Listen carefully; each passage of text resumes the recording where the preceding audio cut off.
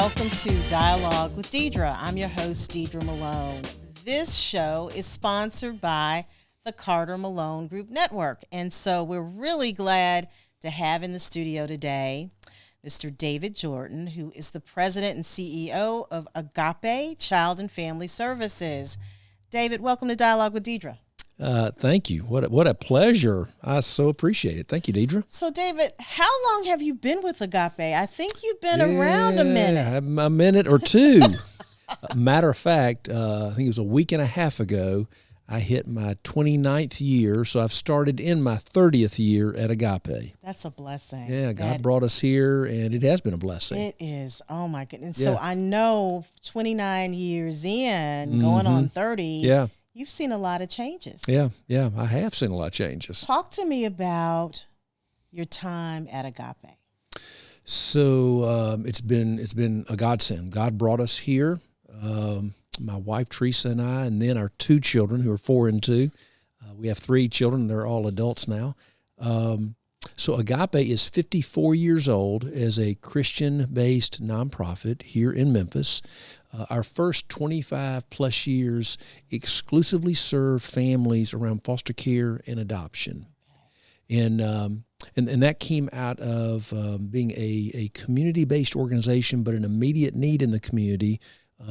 Back when Judge Turner was living and just other leaders came to organizations like Agape and said, hey, we need help around foster care. And so that set a course for Agape. Nothing wrong with it. Right. I'm a social worker who's been in the field for now nearly 40 years.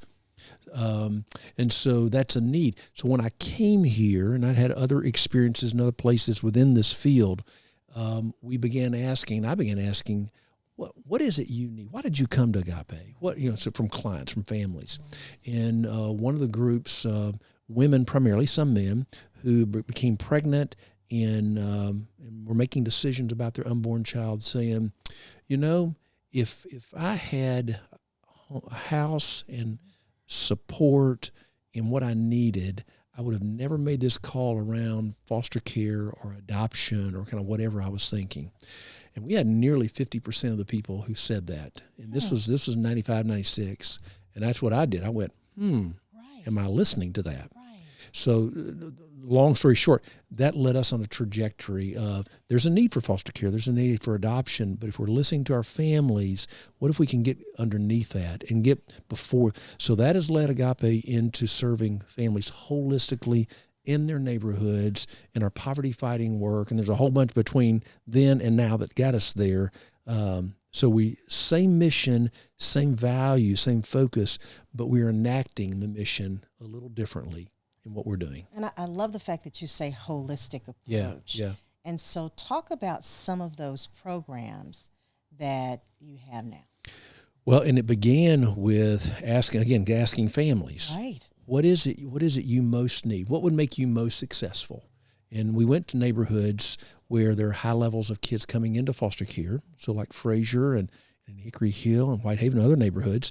And what families said was, first and foremost, I don't feel safe. Yeah. And there can be lots of different, some talked about domestic violence, some talked about being preyed upon, just a range of. So if you really want to help me around safety. Others said largely, help my kids in school. If you really want to help me, can you help my kids in school? A lot of the same things we all need and want. Exactly. And had folks say, if you really help me, I already got a job, but can you help me get to a job that really will pay and get me somewhere from our family and what we really, really need, and really a career and a pathway of kind of where am I, that kind of thing. If you really want to help me, David, then can you help us within our family? Just dynamics of matters going on, relationships, and just other, if you really help. And kind of in the core of this was, can I have a sense of hope? Yes. Is there any hope beyond today for me and my family? Because history's beat me down. A lot of and so that, to your question, led us to, okay, we developed a holistic framework to saying, okay, no matter who's in the family, we want to be able to serve you. And so if in your family you've got a child that's a birth to 5 years of age, then we have a team that's working with you and your child or children at that age, helping your child be kindergarten ready. and helping around social emotional development, all those kind of, your interactions back and forth. If you have a child in your home that's kindergarten to 12th grade, again, we're going to neighborhoods, and so if they're in the neighborhood school, so we embed staff in 17 schools, kindergarten to 12th grade, and so we have about 40 staff embedded in a variety of schools, first making sure you're in school. When you're in school, how are you doing behaviorally, emotionally, and then parental engagement. Your parent, mom, dad, aunt, being engaged. And so research, you do those things, academically you do better. This is our 12th year with this model, and academically kids are doing better. Nearly 100% of the seniors that we work with who are never expected to graduate are graduating and going to the next level. So we have that part of the program. In the home, if you have somebody who needs a job, wants more of a job, right. We have a whole team that works on that. So it may be you're in high school thinking about what's next for me. Is it 2-year, 4-year college? Is it doing what's called CCTE, having technical education and training to go into a job? It could be I've dropped out of school. I'm no longer in school, but I'm still looking for my pathway, whatever that is. And so we do a lot of work around the employment and economic mobility, as we would call it. Then in the family, if you say, you know what, we have experienced a lot of trauma, or use that word or not, man, I've been beat down, I've been hurt, I've been victimized. Can be a range of what some would call adverse childhood experiences, ACEs, and so I've experienced abuse, or gunshot I'm hearing every night, all these different kind of things, and trauma negatively impacts all of us. Absolutely, all of us. And especially our families in the neighborhood and it affects relationships. It affects how I do in school. It affects how I do in job. It affects me all along. So we have therapists embedded in the neighborhoods as well. All of our staff are in the neighborhoods. They're in the community. So providing individual and family. Doesn't mean you're crazy. It's like, man, can you give me help for around resilience? How do I live through this?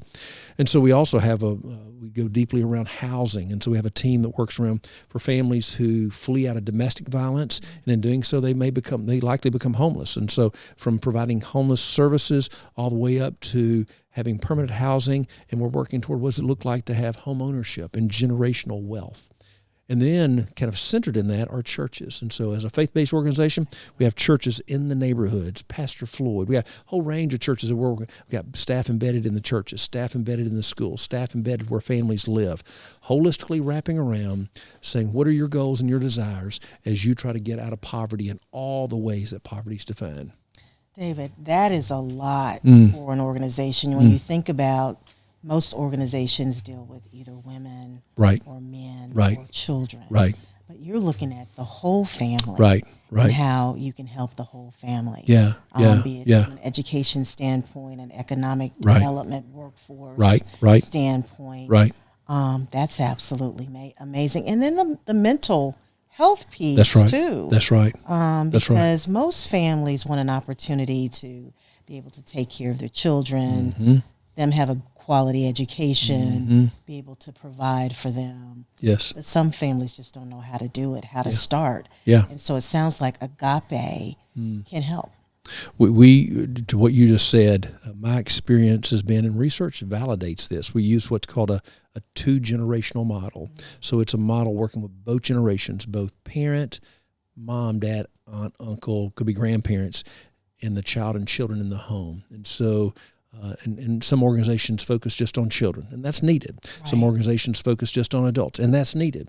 But if you're not dealing and working with the whole family and in the community context, research shows there's not going to be a lot of movement for that family. So it has to be a both end. We can't do it all. We have 150 plus partners that we work with. That's wonderful. So, I mean, no organization can do it all. Right. And so we do have a full plate, and families have many other things. And so we are trying to be what some would call a backbone organization to be able to help and come alongside families for the purpose of their ability to be able to eventually thrive and flourish. So, I know you can't mention 100 plus partners, but who are some of your key partners that you work with pretty much on a daily basis? Yeah. I mean, so at an educational level, I mean, we work with Memphis Shelby County Schools. We work with Fraser Community Schools.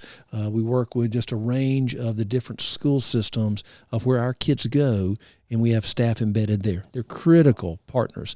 On the economic mobility, the job side, we work with the chamber. And so Ted Townsend and group, we're deep partners with them with what's called the Workforce Board. A lot of folks wouldn't necessarily know that language, but for federal funds that come into Memphis, we recently received a contract around that. And so being able to work with, that group, a lot of employers and then one of the key partners are the families themselves. And so truly seeing and believing the families not only have a voice, but they're partners. They give us the privilege to walk alongside. And I know for some families it's tough. It's like you don't want to ask for help. You need it. Yeah. And so how do you, as a former social worker, how do you bring them in? So we said from the get-go, we didn't want people to have to be court-ordered, be required. And there are programs where that has to happen. My experience is in working in the field, and that rarely has the best outcome. And so it's completely on families' volition, on their choice. And so we said we have to earn trust. And so our staff, we've been doing this now over 15 years, being in the neighborhood. Relationships are critical. Using evidence-based practices, paramount. But if you don't have relationships, word on the street, you can live and die by it. Right. And so we work with over 1,300 families now, and it primarily is word on the street. Hey man, they can help you with the job. They're the real deal. That kind of, in the schools that we do, we receive referrals from the schools, from the churches. We receive, from them. So many partnerships and working also with other nonprofits and other groups. So we do what we call a no wrong door model. And so when you come and you say, "Man, David, can you help me? Can you help me with the job?" Right. You bet. Walk through that door. They say, "Man, can you just pray for me?" You bet I can. So we come alongside. You say, "Man, my child, we're having a hard time with childcare, and I'm worried about my child being ready for school." Walk through that door. We'll help you right there. Whatever your need might be, that's where we start with, and we begin walking with you. So, David, I know that Agape values diversity and inclusion. Mm-hmm. How do you ensure those principles are reflected internally and externally? That's a high priority for us. Matter of fact, 4 or 5 years ago, we decided as an organization, wasn't put up on us, wasn't anything we were doing bad, but we needed to go deeper in that. And so we even asked our staff and our families, what does that look like to go deeper? What does that look like? And so part of it was, the staff that we bring on and the level we pay and all that being, in terms of inclusivity, in terms of just diversity and engagement. We look for staff and those who are from the neighborhoods, from the communities, who have lived experience, who can speak to us in that regard. We have a report card in terms of how are we doing around diversity, inclusion, equity, and belonging, and how are we growing. And so Desiree Lyles-Wallace, who's our chief human resource officer, we have a quarterly report card, and so we're reporting in the staff and in our families, giving feedback to that. And so how can we keep growing? And being a white male as a CEO, how do we ensure we are really being diverse, from a board, from a staff, alongside our families, with our partners?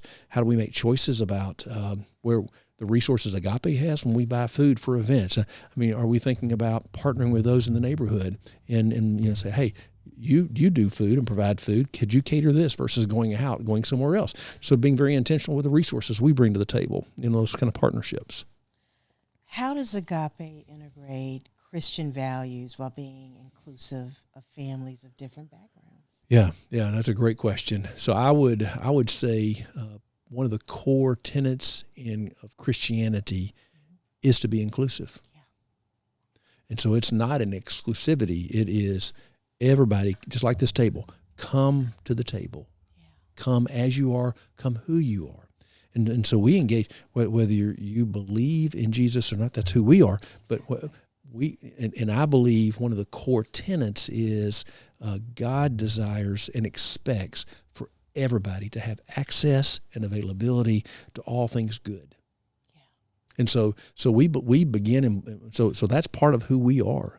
And so when we're in schools, and I have chaplains in schools, no matter where you come from, how can we come alongside and what is good for you, and how do we walk with you in that kind of way? When we're dealing with systems that are beating down or not providing access, how do we have voice in those systems for all people to receive good and goodness? And so it's not just for some portion of people, for all, and what that means in the community. So I would argue that is a foundational principle of Christianity. Has that been a problem for Agape when you're out in the community? Has it been an asset? So I would view it very much as an asset in terms of how we view it. Right. Now, others can say, what kind of who are you and what's your agenda? Because unfortunately, not all Christians have lived this out accordingly. And another thing, you have to earn trust on the ground. Absolutely. And so if you've had a bad experience with a church or a pastor or a nonprofit organization that claims to be Christian-based or whatever, then you have reason to say, who are you? What are you really about? So we have to earn that. And so in that sense, there have been too many things for families in under-resourced neighborhoods that they've experienced from kind of do-gooder organizations and people that were not right. And so I've got to earn my stripes to be able to do that. So in that sense, I would say yes.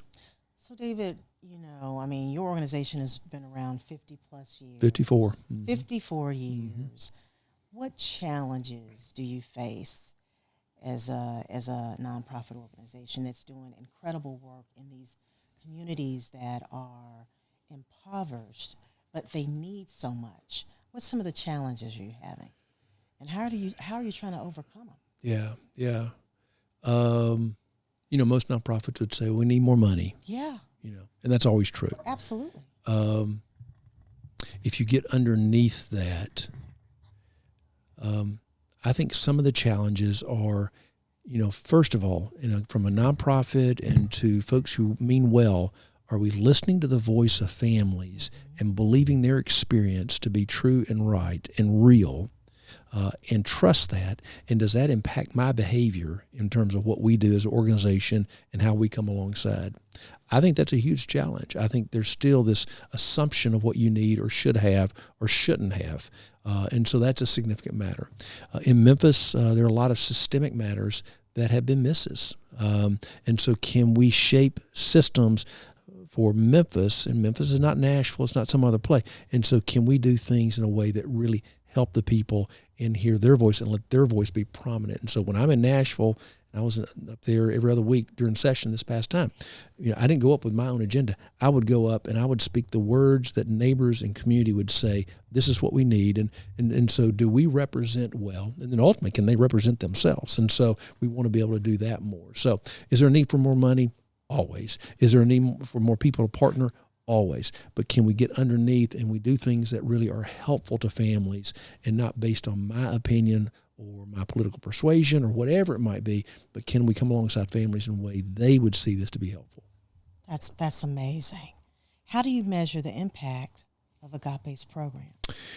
So measurement's very important for us. And so things like, are we moving the needle of poverty? So data would show less than 3% of families that live in poverty in Memphis ever escape poverty to the top financial capacity in our communities within our city. And so very few escape to be able to really be thriving and flourishing. And this is over years. Other urban communities look similar, but in Memphis especially. And so we say, can families move out of poverty, and what does that begin looking like? So we now have 8 years of data where it's progressed every year. We have 28% of families that we work for a year or more who say, I have a goal around jobs and economic mobility. 28% who are no longer in poverty. In schools, we are now in our 12th year with schools, and every year, COVID years, there was a dip. But every other year in the schools, we have seen nearly 95+% of kids graduating from high school that we're working with, all those maturating to the next grade level. We're seeing nearly all the kids that we work with be kindergarten ready. In terms of housing and homelessness, 90+% of families moving out of homelessness into their own permanent housing. So a range of those kind of ways, and we have 80 plus measurements that we are measuring, saying, not more can I just tell you a good story. Are we really seeing movement with the population that we're working with? Well, and it sounds like major success stories, major movement. Yeah, you bet. But one thing I'm a little, maybe folks who are watching and listening, just because I can tell you a good story does not mean that's happening at a systemic level. Now, if it's happening at a systemic level, there's a lot of good stories. You're right. So, what's your data? What is happening? And then what do families say about you? And are there stories that can really hold up kind of that data? And then David, with more funding, there can be more work done. Yeah. So there's always a need, right? And we are aggressively working, and with many other partners, to expand. Because I would say, back to your earlier question, one of the things missing, I think, in Memphis, and true in lots of cities, good work being able to scale. And so it's great that, we can serve 1,300. Our goal is, can we get to 10,000, 15,000, 20,000 and scale at that kind of level? But that takes funding, resources, a lot of partnership, trust, and work on the ground. So our goal is to be in 7 large communities and neighborhoods. We're in 3 right now, 7 in the next couple to 3 years, trying to scale this very model. I want to deal with something, because the perception is that Agape has so much money that they don't need it. That's just not true. It's not true. Let's just deal with that elephant in the room, because people say it out in the community. Okay. And I just want us to deal with it right now, right here. No, I appreciate. I can promise you, my finance committee, who met last night, was saying, "All right, David, we got to keep working on this budget." So we are not rich. We do not have some major fund behind us, some big savings account. We just don't have it. Now, God has blessed us. And so I don't want to minimize that in terms of contracts and resources and opportunities and doors made available, which means we're responsible and accountable for that. And so we have grown significantly over the last number of years.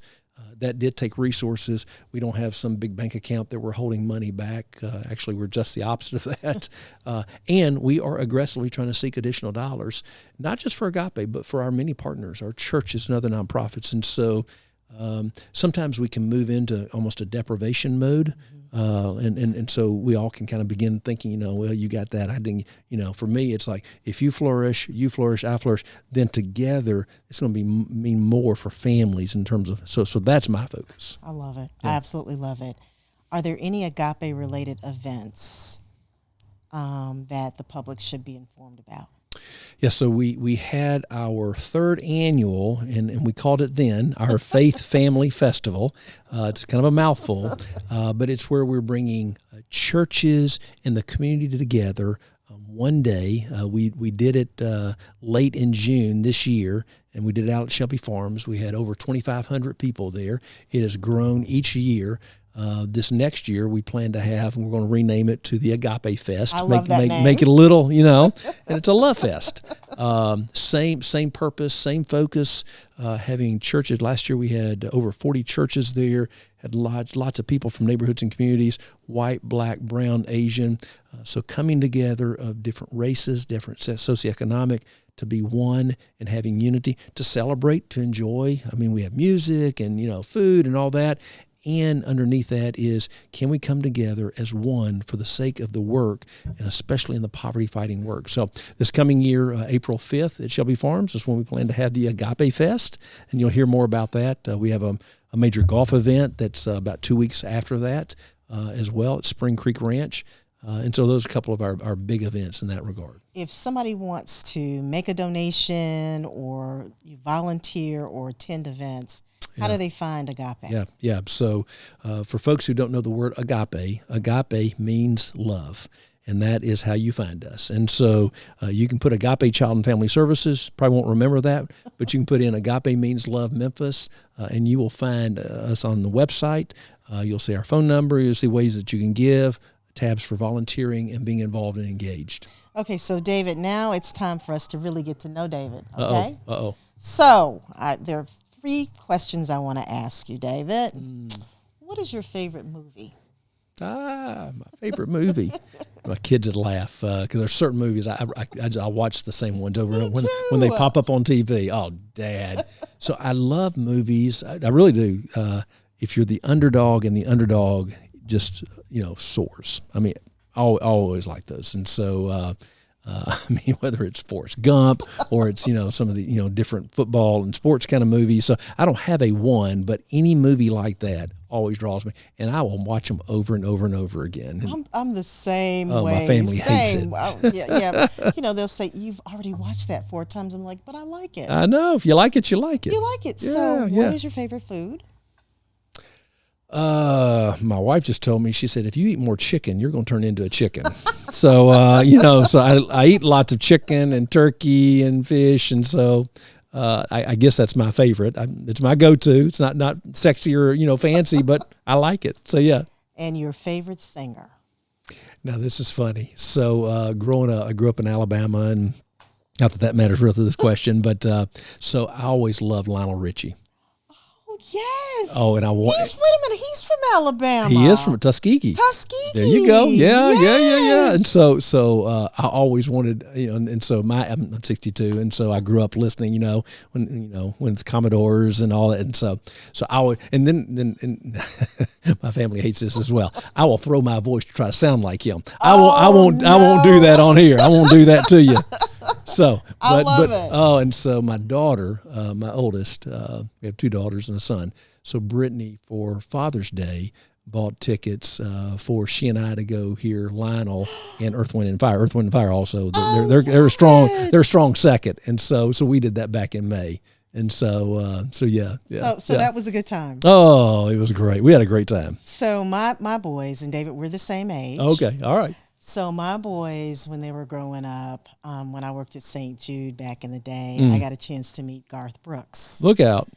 And so he called me ma'am. I said, don't do that. We're the same age, so don't do that. Right.